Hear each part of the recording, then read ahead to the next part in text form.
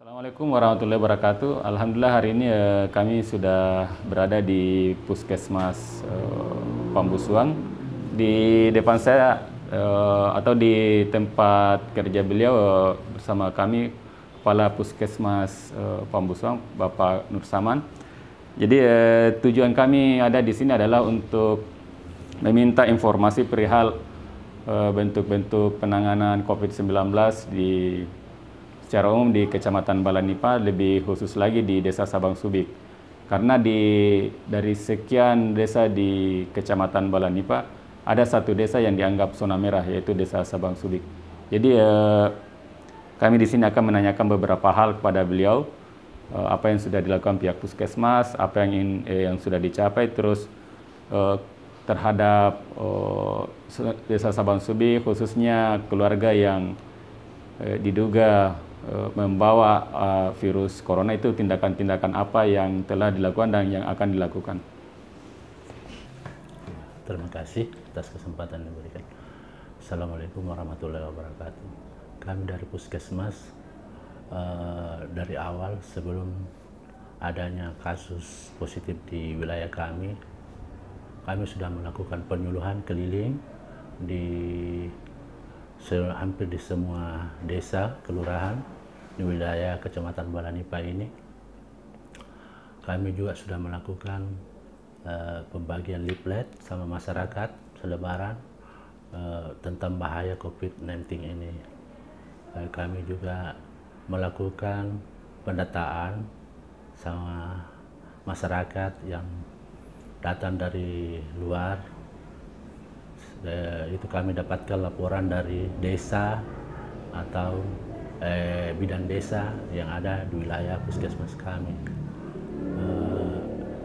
Dan upaya yang kami lakukan sebelum didapatkan ini kasus positif juga, kami melakukan penyuluhan sekali lagi kepada masyarakat karena banyaknya isu yang beredar bahwa kasus skandemeng ini tersebar di beberapa wilayah Kabupaten Pulau Limandar. Maka kami melakukan penyuluhan keliling lagi pada saat itu, menghimbau, menyampaikan kepada masyarakat agar dengan sukarela melaporkan diri ke pihak puskesmas untuk dilakukan pemeriksaan barang siapa masyarakat yang pernah kontak dengan kasus skandemeng. Jadi pada saat itulah kami mendapatkan laporan telepon dari warga bahwa ini pernah kontak dengan kasus skandemeng, ini pernah kontak kasus skandemeng. Jadi pada saat itu kami melakukan penelusuran, kita dapatkan 17 OTG. Ada 17 OTG, kita rapid test pada tanggal 11-12, itu hari rapid test. Ya. Tanggal didapatkan itu hari 3 positif reaktif rapid test. Yeah. Pada tanggal 16 kami tindak lanjuti mengantar pasien tersebut ke Puskesmas Tinambung untuk pengambilan swab. Oh, tidak dilakukan di sini, Pak? Tidak dilakukan di sini. Diambil di Puskesmas Tinambung karena tim dinas kesehatan mengambil sampelnya di Puskesmas Tinambung. Yeah. Jadi kami mengantar tanggal 16, tanggal 20 itu ada hasil keluar menurut laporan dari teman-teman dinas. Dari 3 yang diantar positif rapid test ini, 1 dinyatakan positif swab. Oke, itu Pak yang kami bisa sampaikan. Jadi itu hasil penelusuran, Pak, informasi dari warga atau inisiatif bersangkutan? Ada informasi dari warga, kami melakukan penelusuran, dan kami juga dapat informasi dari klaster Kandemang bahwa pernah kontak di sini. Oh, iya. Iya. Jadi ketika langsung dihubungi itu, Pak, tidak ada reaksi penolakan? Tidak ada di penolakan. Ya. Dia dengan sukarela datang ke sini melakukan rapid test. Ya. Setelah ada informasi bahwa ada warga di Desa Sabang Subik yang tidak terlalu jauh dari sini, apakah ada peningkatan Pak di tingkat kewaspadaan di Puskesmas Pambusuang? Ya, kami melakukan lagi penyampaian kepada masyarakat bahwa wilayah kita ini sudah masuk zona merah. Ya. Kita perlu lebih waspada Dan di puskesmas juga kami sudah melakukan pemeriksaan kepada pelayanan umum di sini dengan memakai standar APD level 2. Oh ya. Ya. Terus ini kan di Desa Sabang Suyo sudah sejak itu mungkin pertengahan Mei terindikasi ada virus corona di sana. Apakah ada langkah-langkah misalnya Pak desinfektan atau apa yang dilakukan oleh pihak puskesmas Pak? Kalau kami dari pihak puskesmas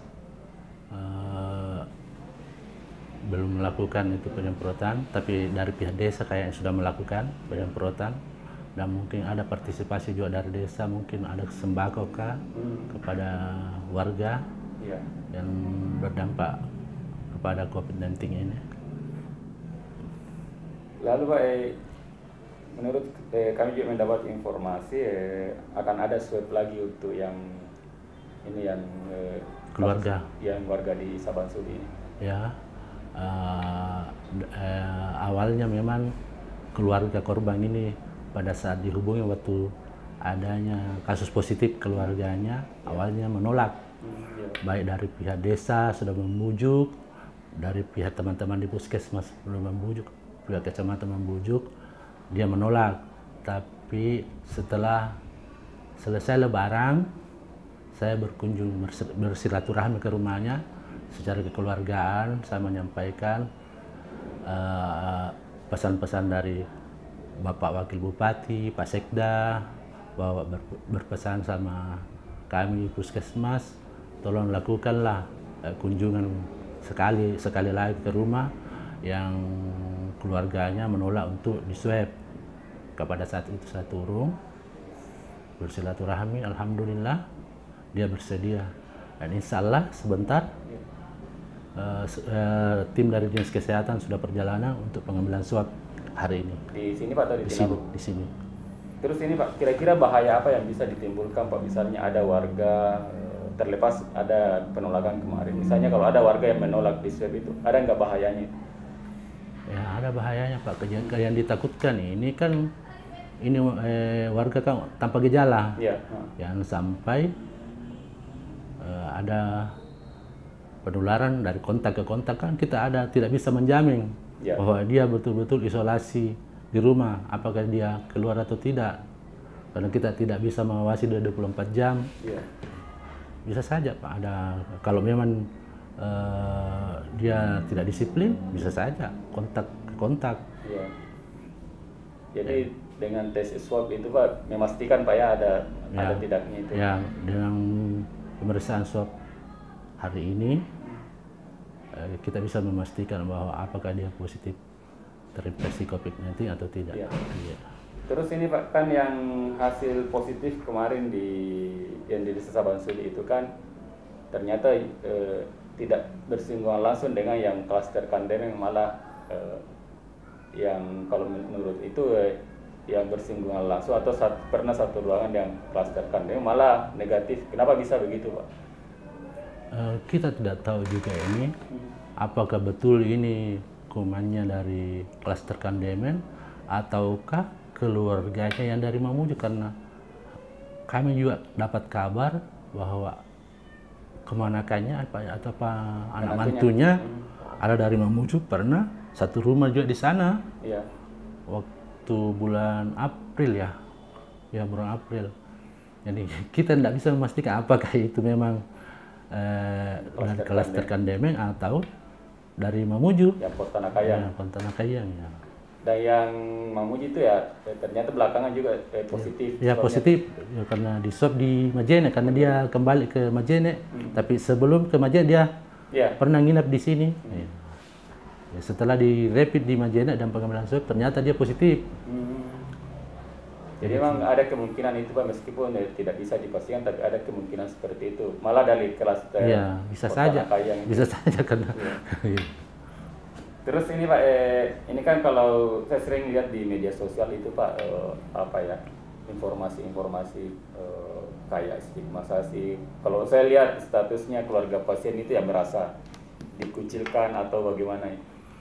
Itu ada tindakan baik dari pihak desa dan pihak KKM untuk meminimalkan atau menghilangkan hal-hal seperti itu. Iya, makanya perlu sebenarnya kita perjelas konsepnya ini. Iya. Pembagiannya ini perlu ada kejelasan pembagian peran antara lintas sektor dengan kesehatan. Iya. Jadi perlu ya kita melakukan lagi sosialisasi kepada masyarakat secara masif sebenarnya Pak. Apakah ini masyarakat mengerti betul atau belum? Iya. Jadi kita belum tahu, jadi perlu juga dilakukan sosialisasi secara kepada masyarakat. Jangan menstigmatisasi terhadap keluarga penderita COVID. Iya. Inilah yang terjadi sekarang di sini. Jadi ini kasih keluarganya merasa terkucilkan. Inilah perlu yang disampaikan pada masyarakat. Jangan berbuat seperti itu karena ini bukan aib kan. Iya. Ya. Siapa yang menginginkan kasus seperti itu? Tidak ada kan yang mau menderita seperti itu. Yang memang perlu Pak. Iya. Kita sosialisasi lagi kepada masyarakat. Ya. Jadi idealnya itu apa yang harus dilakukan masyarakat, khususnya tetangga. Ya kan di sisi lain ini ada anjuran Pak untuk mengambil jarak. Ya. Itu harus bentuknya bagaimana? Apakah mengambil jarak tidak sama sekali tidak betul atau kalau saya pakai istilahnya Mbak Najwa ya jauhi penyakitnya, jangan orangnya. Kira-kira seperti itu Pak ya? Iya, harus seperti itu. Maksudnya kita tetap menjaga jarak tapi silaturahmi tetap jalan. Iya. Seperti kalau dia keluarganya minta tolong, kan dia sekarang isolasi mandiri di rumah, otomatis kan untuk belanja kan tidak bisa. Yeah. Ya harusnya sih aparat desa atau masyarakat memfasilitasi untuk kebutuhan rumah tangganya untuk sehari-harinya. Yeah. Harusnya begitu. Yeah. Yeah. Terus sampai misalnya ini misalnya negatif anunya Pak, swabnya, apakah harus diisolasi beberapa hari kemudian atau sudah tidak? Mungkin sebentar dia pengambilan swab. Kalau memang dia dinyatakan negatif, sudah tidak isolasi mandiri. Kan selama ini sudah melakukan isolasi. Ya mungkin sudah tidak dilakukan isolasi lagi. Iya. Karena ini kan pengambilan terakhir. Apakah dia terinfeksi COVID-19 atau tidak? Ya. Terus kan kemarin tidak salah 3 hari yang lalu ada Pak di Majukan Demeng itu aksi. Salah satu poinnya itu mereka minta data hasil laboratorium. Apakah itu memungkinkan atau tidak Pak? Maksudnya informasi seperti itu. Karena yang terjadi selama ini kan cuma dibilang kamu positif, tidak ada tertulis. Kira-kira bagaimana itu Pak? Memungkinkan saja, tapi diperlihatkan sama penderita. Diperlihatkan saja, bukan diambil, dia diperlihatkan bahwa ini loh hasilnya. Mungkin seperti itu nanti, diperlihatkan hasil lab dari, maka diperlihatkan saja bahwa ini loh hasilnya, hasil lab kita positif. Setelah itu diambil kembali. Tidak diberikan, diperlihatkan saja. Kan itu untuk menghindari sampai tersebar kan, pencemaran lagi. Mungkin seperti itu. Terus sudah ada Pak, kira-kira kontingensi atau skenario misalnya, yang mudah-mudahan saja tidak kalau misalnya hasil tes usapnya ini sebentar positif, ada nggak langkah antisipasi ke depan ini? Kita minta doa sih mudah-mudahan negatif. Iya. Ya, kalau memang hasilnya positif, hasilnya kan nanti 2 hari ke depan, 2-3 hari ke depan baru kita bisa tahu hasilnya. Kita harus ambil langkah bahwa dia harus diisolasi di rumah sakit pertama. Kalau memang kecamatan tidak mempersiapkan tempat isolasi, kita bawa ke rumah sakit pertama. Lalu bahkan beberapa waktu lalu waktu saya ikut diskusinya dengan Pak Dinas Kesehatan Kabupaten bahwa sudah ada usaha untuk membeli alat itu yang untuk untuk memeriksa hasilnya. Pak sudah menggunakan itu atau masih dikirim ke Makassar Pak? Untuk saat ini masih dikirim ke Makassar. Alat yang dibeli oleh Kabupaten Polewali Mandar sudah datang. Tinggal menunggu ketrik dari Kementerian Kesehatan. Dikasih kode baru dilakukanlah pemeriksaan di Polewali Mandar, Rumah Sakit Polewali Mandar. Itu signifikan anunya Pak, kecepatan misalnya biasanya kan kalau di Makassar butuh beberapa hari. hasilnya? Sebenarnya di Makassar juga itu Pak, cepat juga. Iya, iya. Cuma dia kan banyak sampel yang masuk. Antri. 45 menit itu Pak sudah keluar hasil. Iya. Jadi kalau misalnya ada alat serupa di Polewali Pak, itu ya tidak sampai 1 jam. Ya, tidak sampai 1 jam kita sudah bisa ketahui hasilnya.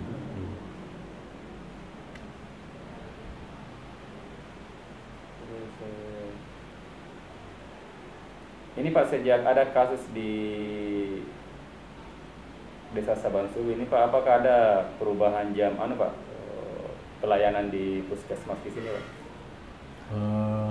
Semenjak ada himbauan dari Bapak Bupati bahwa ada SIP di sini, sebelum ada kasus positif sudah ada memang jam SIM dibagi 2 SIP di puskesmas. Setelah adanya ini kasus belum ada perubahan, tetap berjalan seperti biasa. Lalu ini Pak, kan ini kemarin ada suratnya Pak Bupati itu tanggal 1 Juni itu sudah dibuka perbatasan, maksudnya tidak ada lagi penjagaan. Tidak ada penjagaan perbatasan. Kita diharapkan memperketat atau mengamankan wilayah masing-masing. Dan Pak Bupati menginginkan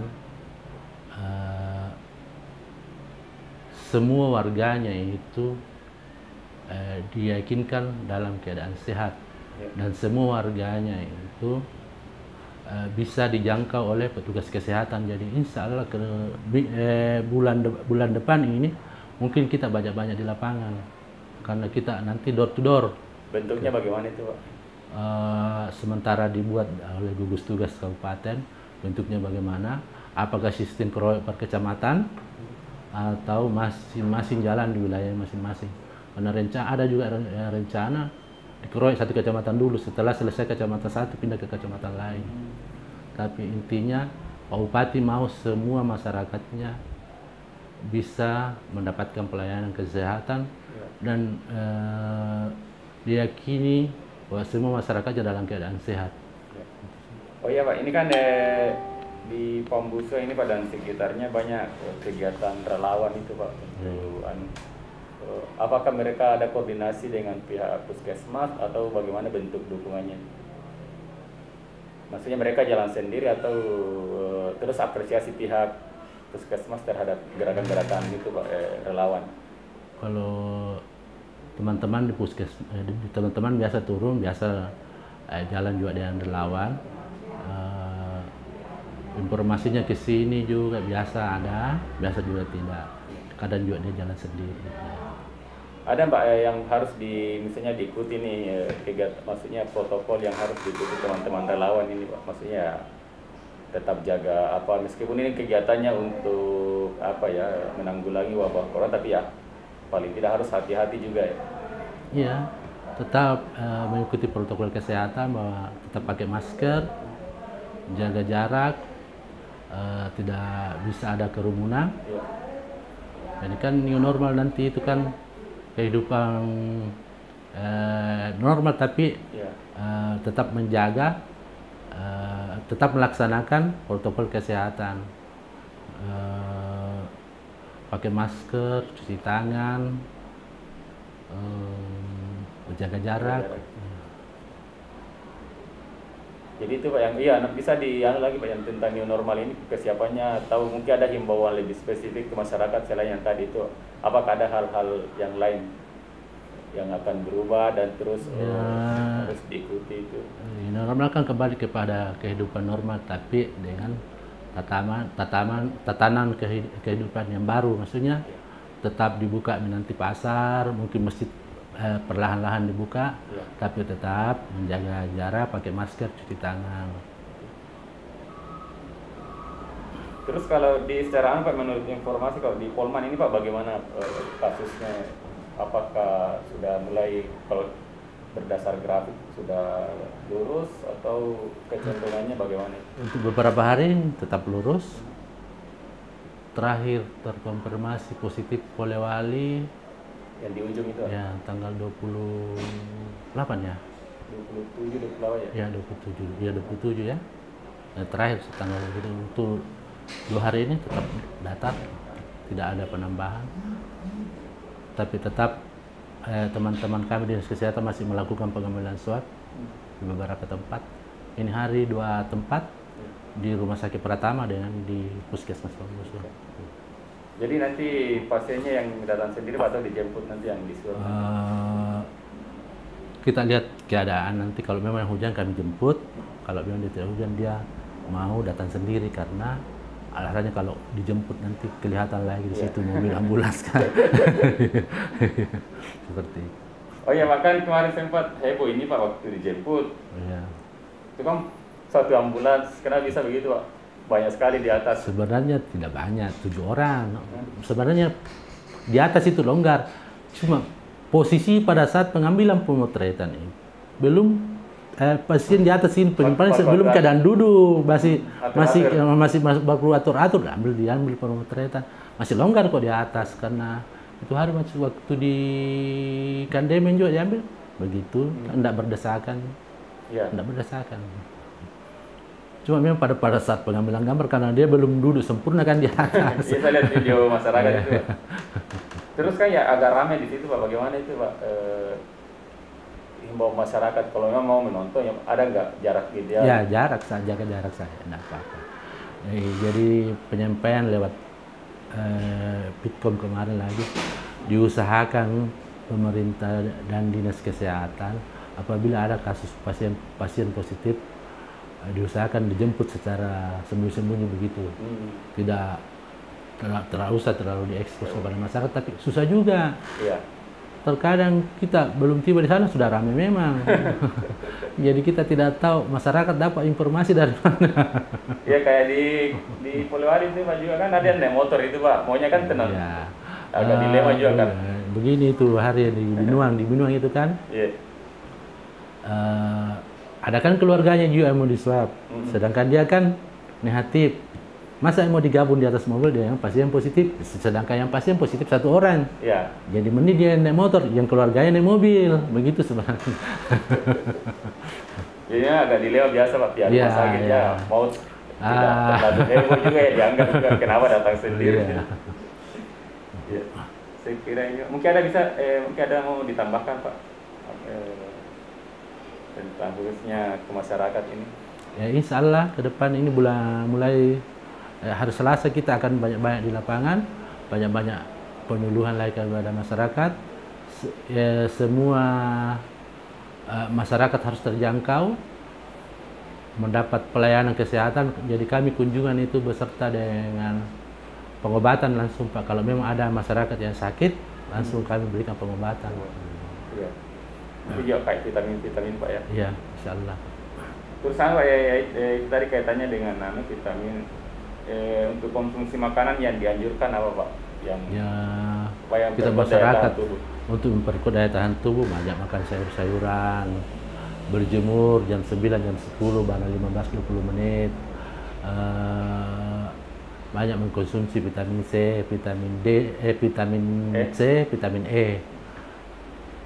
Insya Allah mungkin masyarakat kita di sini kuat-kuat imunnya. Ya. Karena rata-rata ini yang positif sudah tua tapi tidak tanpa gejala. Jadi itu membuktikan bahwa imunnya kuat. Masyarakat kita rata-rata di sini yang positif ini tanpa gejala.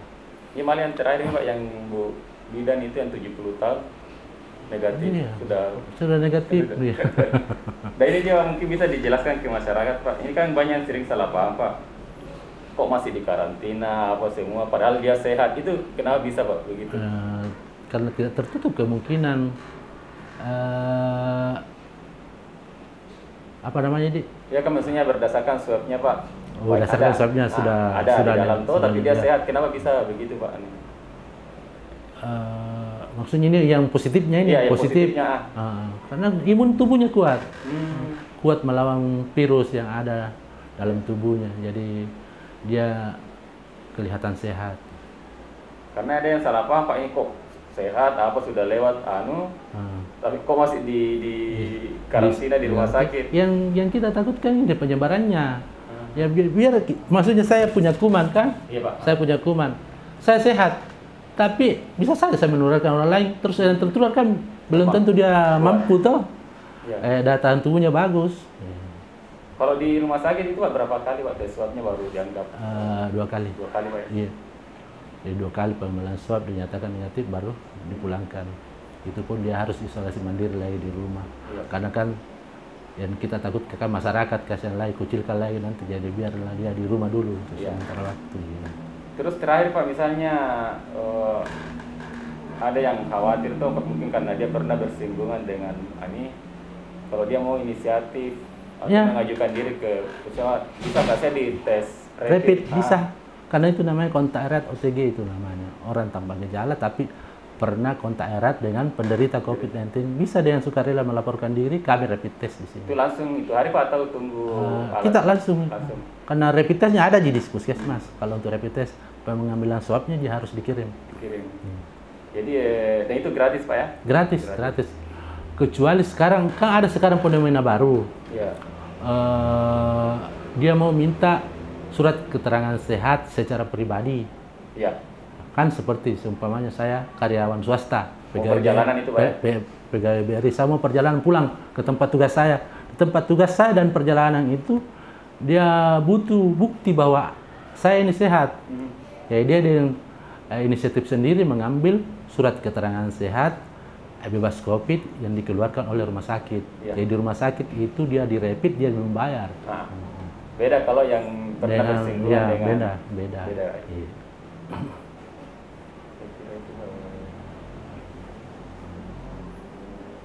Ya, terima kasih atas jawabannya.